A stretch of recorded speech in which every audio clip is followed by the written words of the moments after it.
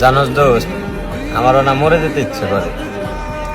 টাকা নাই, পয়সা নাই, ভালোবাসার মানুষ নাই, ফ্যামিলি থেকে পেন, সবকিছু মিলাই মনে করে আমার আর নিতে পারতেছি না। মানে দুনিয়াটা মনে কর যে আর সহজ মনে হইতেছে না।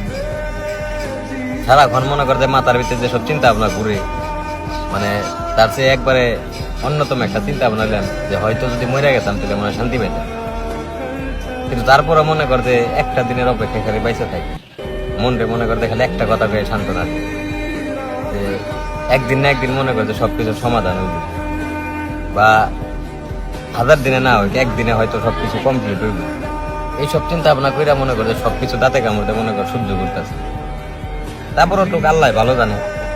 তবে আমি মনে করি আত্মহত্যা যদি দোস্ত মহাপাপ না হইতো তাহলে আমার মতো বহুত পোলাবান মনে কর যে এইসব পেন না নিয়ে না মরে গেত না।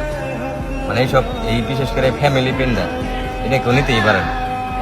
তারপর আমি দোয়া করি সবসময় সবাই ভালো থাকে, সুস্থ থাকে।